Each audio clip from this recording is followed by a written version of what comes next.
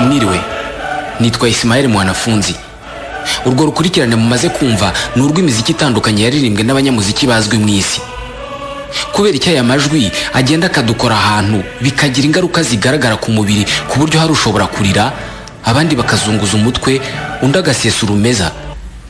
Ni iki gituma umuziki ukora ku mubiri no ku marangamutima y'umuntu ku rwego rugeze aho bigaragara inyuma ku mubiri? Kubera iki mu bukwe, mu mubatizo, mu gushyingura, mu ishuri, mu birori by'igihugu, mu kababaro k'igihugu, mu rusengero, mu kuragura no gukora bumwe mu buvuzi gakondo bwa Kinyafurika hose baririmba? Ni izihe ngufu umuziki ufite ku buzima bw'umuntu? Kubera iki umuziki ukora ku bantu bose hatavuyemo n'umwe? Kuki buri wese amenya kuririmba ntawe bimwigishije nubwo twese tutaririmba ku rwego rumwe? Kuki buri wese agira umuziki akunda cyangwa umukora ku bwonko uko byagenda kose? Uyu munsi iterambere ry'ikoranabuhanga ryatangiye kuzamura ibibazo n'ibitekerezo bishya ku muziki. Umuziki ushobora gutuma umuntu amenya ubwenge kurusha uko yari ameze mbere. Umuziki ushobora kuvura. Muri iki kiganiro turifashisha ubushakashatsi bw'umunyamuziki Bobby McFerrin ndetse n'umushakashatsi mu mikorere y'ubwonko Daniel Levitine, maze turebe akazi umuziki ukora mu mubiri wacu ku buryo bidasaba umuntu kuba yarumvise aho baririmba kugira ngo akunde indirimbo. Turareba igice cy'ubwonko umuziki ukoraho maze umuntu akarizwa n'injyana idaherekejwe n'amagambo cyangwa se agasesa urumeza nta bukonje bwabayeho cyangwa se ukundi guhinduka kw'ikirere. Kumva baririmba byonyine bikagira ingaruka ku ruhu. Benshi muri twe byatubayeho kumva indirimbo ku nshuro ya mbere maze ukumvuzanya amarira mu maso, ukumva ugize agahinda muri wowe. Ntekereza ko isano ikomeye iri hagati y'umuntu n'amajwi y'umuziki ni uko igice cy'ubwonko umuziki ujyamo tukimara kuwumva ni igice kibika amarangamutima akomeye.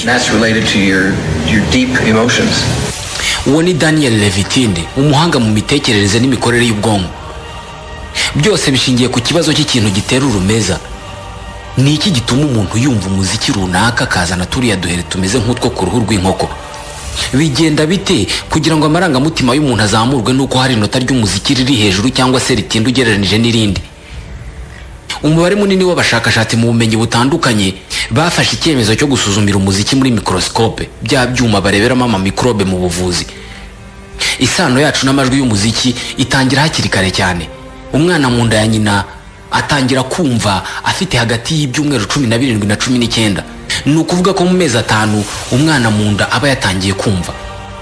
Kuri aya mezi umwana batuye mu isi irimo urusaku rw'umutima wa nyina utera n'umwuka yinjiza cyangwa se asohora ahumeka. Uru ntabwo ari urusaku rumubuza kumva ibibera hanze. Gusa uyu mwana amenya hakiri kare gutandukanya amajwi asanzwe yumva y'imikorere y'umubiri wa nyina n'amajwi y'umuziki uri hanze, kuko nk'uko babyiga mu yiga amajwi yose abaho by'umwihariko umuziki akorwa n'umutigito cyangwa se ugutigita k'umwuka cyangwa nanone ugutigita k'ubusa, le vide. Nibyo bita onde.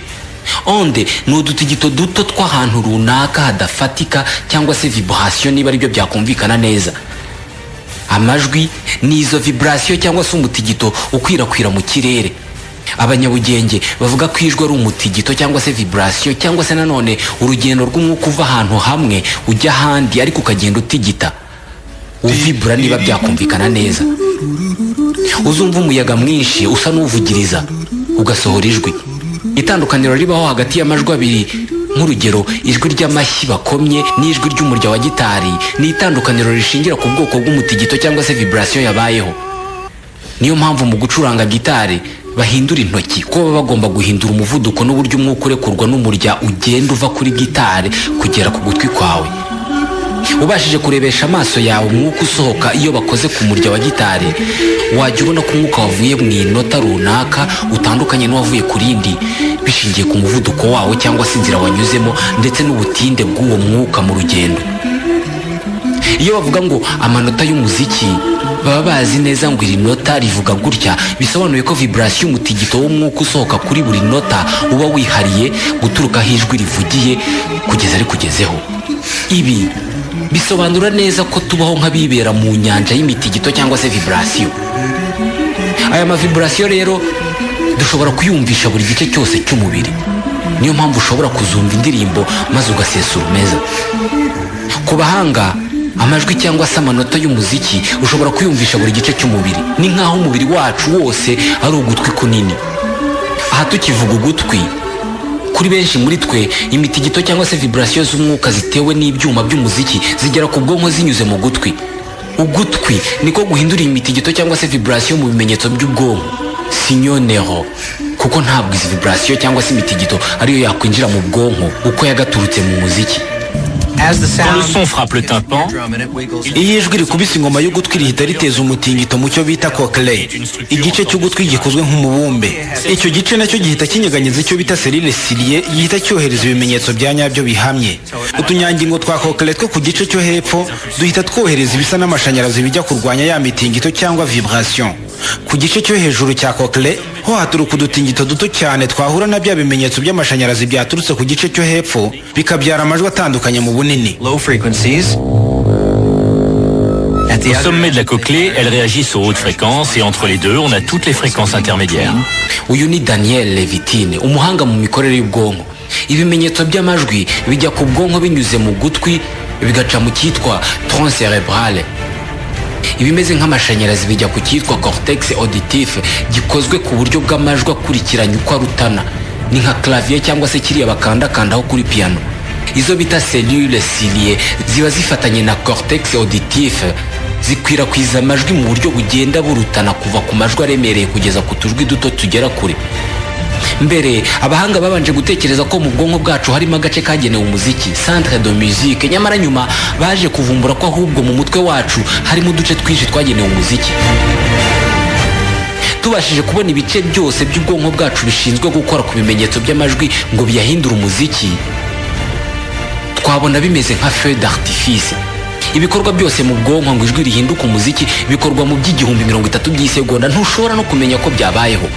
Ku ndirimbo iryoshye barangiza gukora ku murya mu bwonko bwawe hamaze kuberamo ibikorwa byose bituma uwo muziki ukuryohera.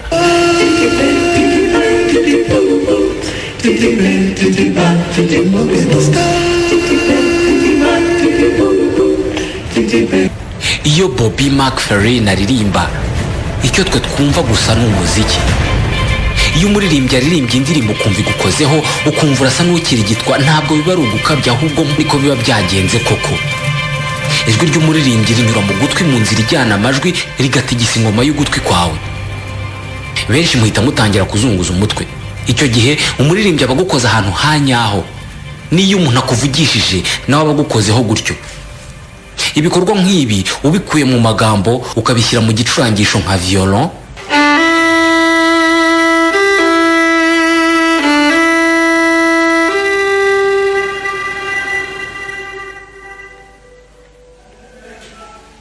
ntabwo ijwi mu muziki ari ryo rifite agaciro ryonyine, ahubwo n'umutuzo urikurikira nawo ni ngombwa.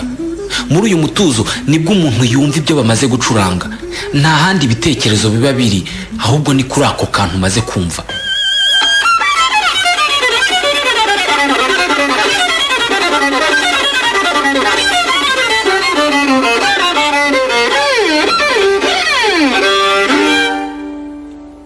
Iri ni ihuriro rya nyaryo hagati y'umubiri n'umuziki. Mu bitaro iyi sano iri hagati y'umubiri n'umuziki bayibyaza umusaruro bafasha guhumeka abana bavutse batagejeje igihe no kunoza umuvuduko w'injyana y'umutima ku barwayi bamwe na bamwe.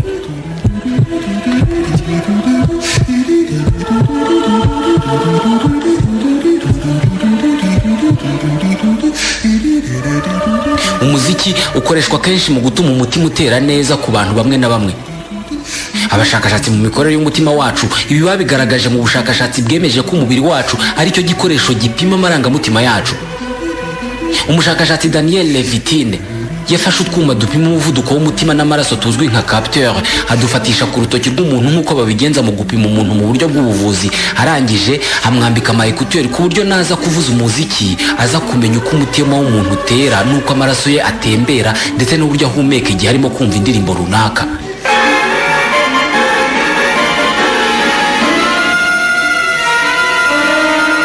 La musique angoissante provoque une réaction immédiate au niveau de la peau. umuziki nk'uyu uteye akababaro utuma habaho guhinduka kw'ako kanya ku ruhu rw'umuntu.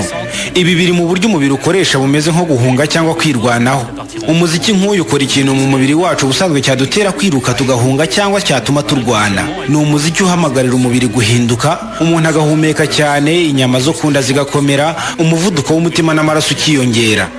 Ibi byerekana ko umubiri wacu uhinduka mu buryo bw'ako kanya bitewe n'umuziki. Ni ibintu biba umuntu atabigizemo uruhare na ruto. Il n'y a aucune part de volonté ou de contrôle là-dedans.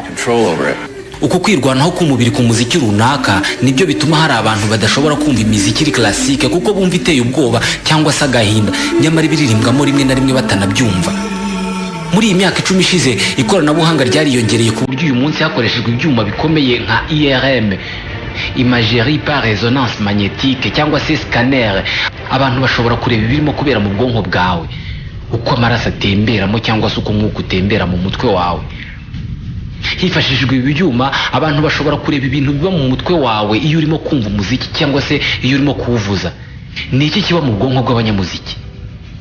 Kubera iki ibyo bakora twese tudashobora kubikora?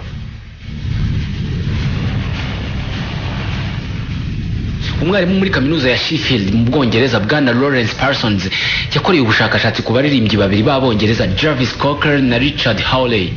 Aba baririmbyi nibo bamwisabiye kureba ikiri mu mutwe wabo nyuma yo kumara imyaka baririmba, bahimba indirimbo, banacuranga umuziki.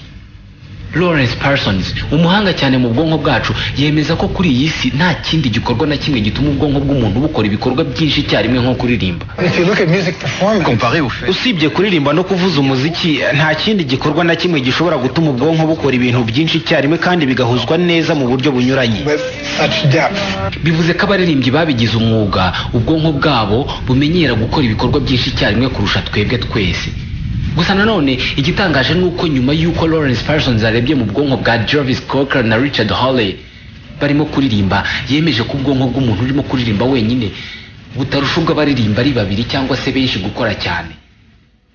Bwana Parsons yemeza ko umuziki ariyo nzira nziza yo kumenya uburyo ubwonko butondeka amakuru bwakira hakurikijwe igihe n'uburyo bwayabonyemo.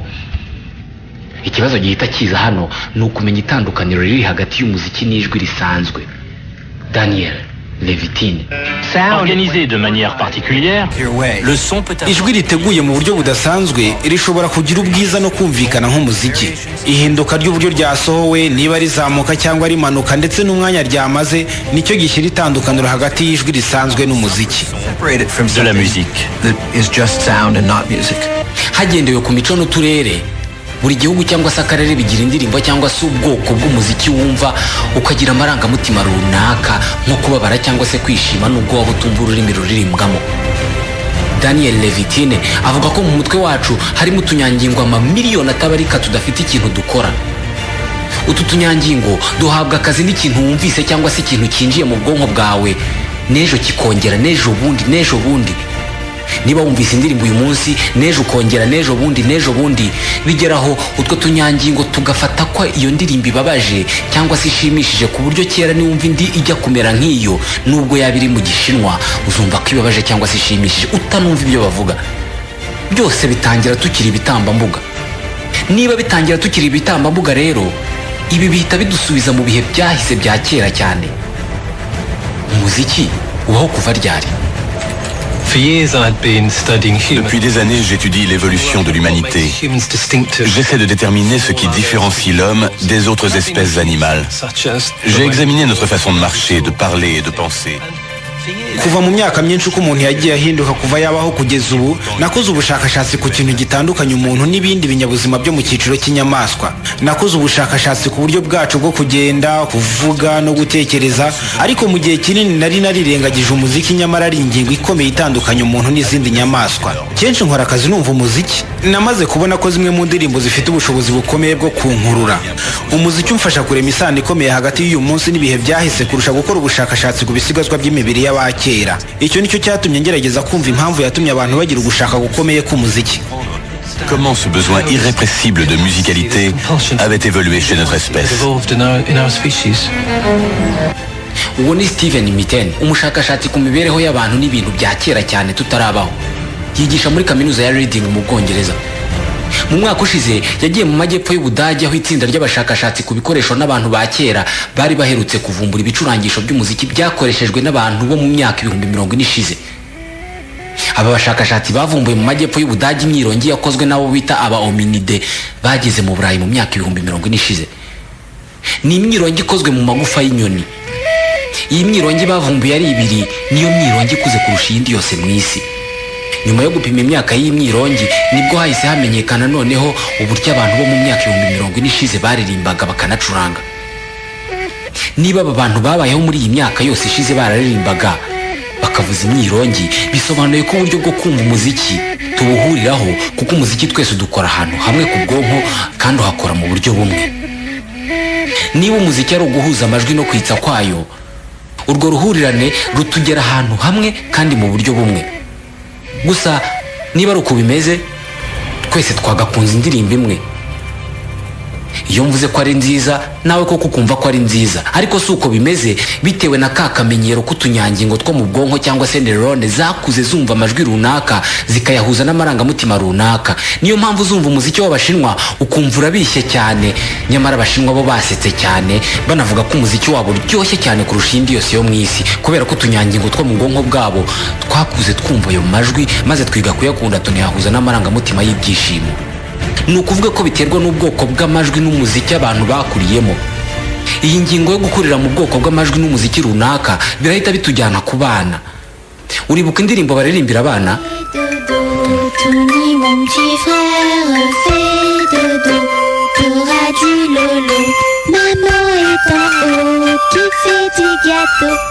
Umwarimu wigisha isomo ry'imitekerereze muri kaminuza ya Toronto muri Canada, Madame Sandra Trahebe, amaze igihe yiga uburyo abana bitwara iyo bumvise umuziki, abana b'amezi 6 kugeza ku mwaka umwe. Yashakaga kumenya niba uruhinja rushobora kumva indirimbo runaka rukumva ari nziza, kuko natwe twese gukunda indirimbo cyangwa se injyana runaka ntawe ubihitamo, umubiri wacu niwe ubyikorera. Mes recherches portent sur la capacité. Ubushakashatsi bwanjye bugamije kureba ubushobozi impinja zifite bwo kumenya impinduka mu majwi aririmbwa amanuka hasi cyangwa aririmbwa azamuka. Naje kubona ko impinja zishobora kumenya itandukaniro muri ayo majwi mu ndirimbo. Qu'ils écoutaient suivaient un schéma consonant. Ubundi bushakashatsi kuri iyi ngingo bwo bwagaragaje ko abana bato cyane ubahitishijemo kumva umuziki ucurangwa ujya hasi cyangwa se amajwi ava hejuru amanuka,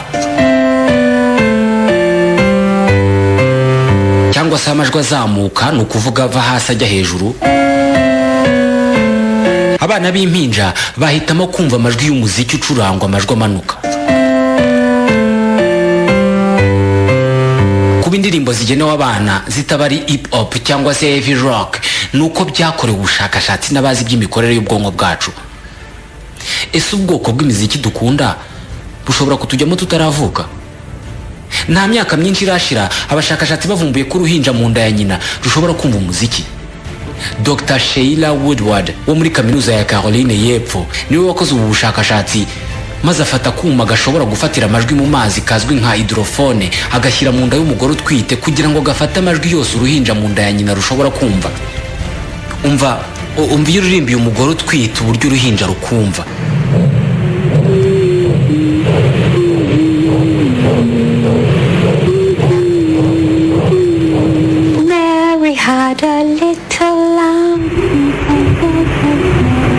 Ibyo wumva bihonda ni umutima wa nyina urimo gutera ndetse n'amaraso arimo kuvuduka mu mitsi.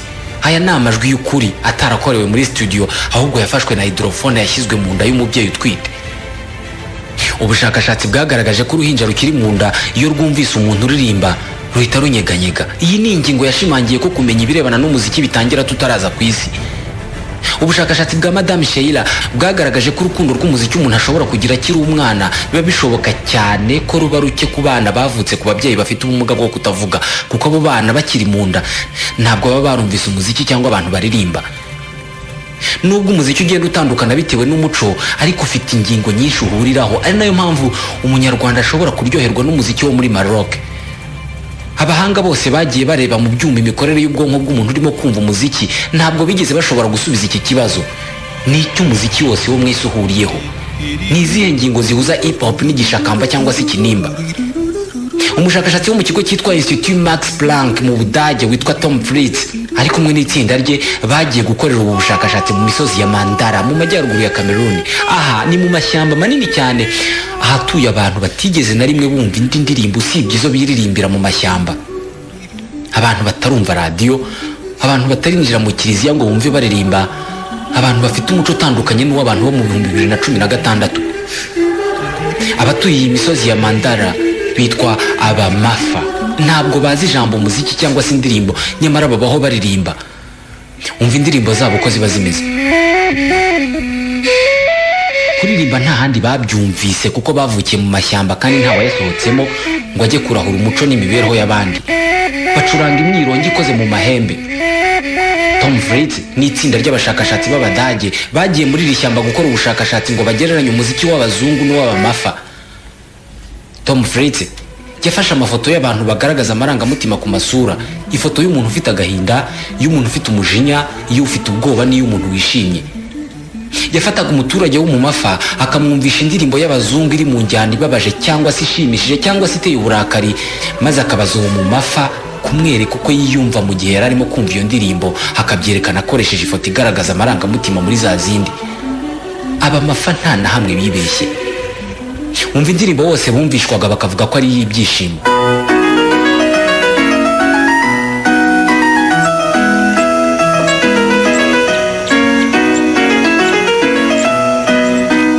Kandi koko ni indirimbo y'ibirori.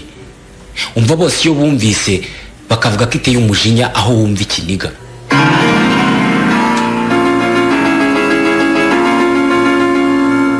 Umva noneho iya gahinda.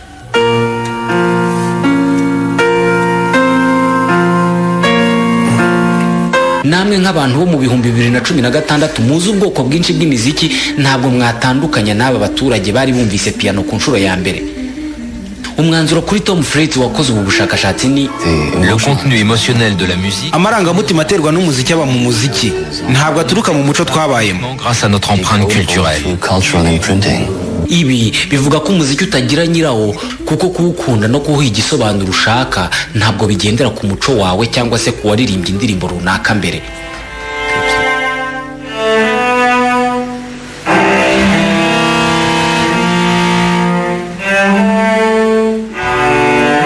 Nk'iyi njyana bayita sarabande cyangwa se zarabanda mu Kiespanyol.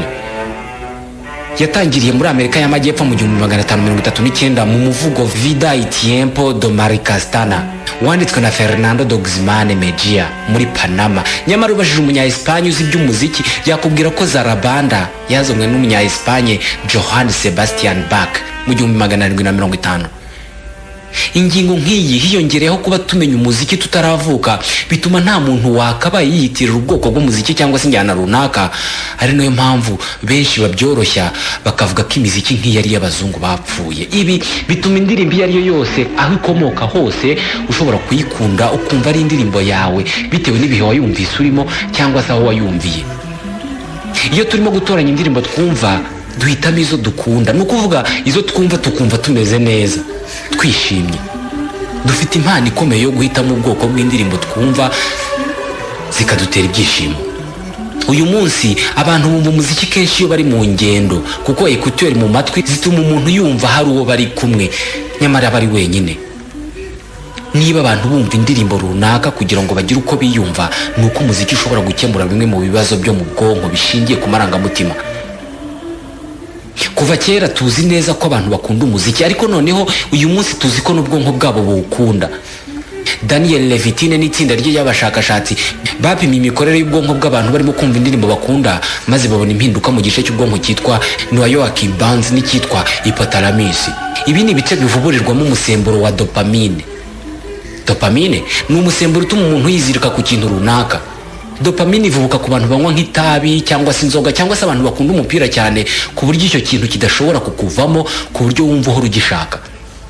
Kugeza mu myaka mike ishize uyu musemburo ntabwo wari warigeze uhuzwa n'umuziki ngo abantu bamenye ko umuziki nawo ushobora kwizirika ku bwonko bene aka kageni. Twari tuzi neza ko ikintu gitera ivurwa rya dopamine ari nk'inzoga, ibiyobyabwenge, itabi, imibonano mpuzabitsina, ariko uyu munsi ubishatse wakongeramo na rock and roll, hip hop cyangwa se ubundi bwoko bw'umuziki. ibi uzabyemera cyane nubona umusore uhora ahesa intoki akanagenda buri gihe asa n'uceza hip hop. Ubundi bushakashatsi bwo bwerekanye ko umuziki ukora ku bwonko iyo ibyo baririmba bifite aho bihuriye nawe. Aha niho baririmba indirimbo ukumva ari wowe urimo kuyiririmba. Abantu bashobora kumva indirimbo bagaseka cyane cyangwa se bakarira. Bidashidikanijweho cyane, umuziki uhindura uko dutekereza, ariko nanone ushobora guhindura imiterere y'ubwonko bwacu. Umuhanga mu by'imitekerereze n'imikorere y'ubwonko, Umudage Gottfried Schollauge, yemeza ko ubwonko bw'umuntu wahawe amasomo y'umuziki igihe kinini buba butandukanye mu miterere n'ingano nubwo abandi bantu batazi iby'umuziki.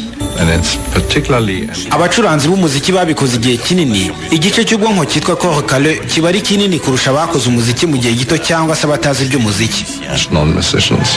Corps calleux ni igice gitandukanye ibice bibiri by'ubwonko byitwa encephale. Encephale ni ituma tubasha kwinyeganyeza. Niba ushobora kuzamura ukuboko, kukumanura, kuzamura ukuguru, byose ni akazi ka corps calleux. Bivuze ko niba abanyamuziki bagira corps calleux nini, kwinyeganyeza no gukoresha ibice byabo by'umubiri byaborohera kukurusha wowe utarize umuziki mu buryo bw'umwuga. Usibye ibi, abantu bahawe amasomo ahagije ku muziki baba bafite ubushobozi bwo kumva kurusha abandi bantu basigaye. Ubushobozi bwabo mu kumva bugereranywa n'ubwo abantu bafite ubumuga bwo kutabona. Gottfried Schollauge yemeza ko ubushobozi bukomeye mu kumva ku batabona ariyo mpamvu hari umubare munini w'abafite ubumuga bwo kutabona bazi kuririmba no gucuranga ku rwego rwo hejuru. Hariho abanyamuziki benshi batabona.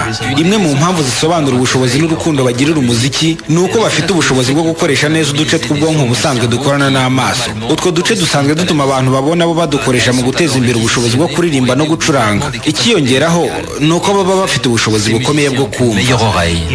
Bongeraho ko usibye abafite ubumuga bwo kutabona, kwiga umuziki ku mwana muto bimufasha kumenya kuvuga neza kurusha abandi. Bemeza ko umuntu uzi neza iby'umuziki yarabyize akabyumva aba ari intyoza mu kuvuga. Ari nayo mpamvu abantu bagize ibibazo byo gutakaza ubushobozi bwo kuvuga bitewe n'uburwayi, umwe mu miti abaganga bakoresha mu kubavura haba harimo no kuririmba. Ntabwo byakoroha ko duhuriza ku mumaro kuririmba no kumva abaririmba bidufitiye usibye kwishimisha no guhindura uko twiyumva mu mutwe. Haba kwishimisha nk'intego yo kujya aho baririmba cyangwa se haba gukunda kumva abaririmba tutazi tukumva biradushimishije, byose bibera mu bwonko bwacu. Nansoreje iki kiganiro wagiramo uruhare unyandikira igitekerezo, inyunganizi cyangwa se ingingo twazaganiraho muri iki kiganiro ubutaha, wabinyuza kuri page ya Facebook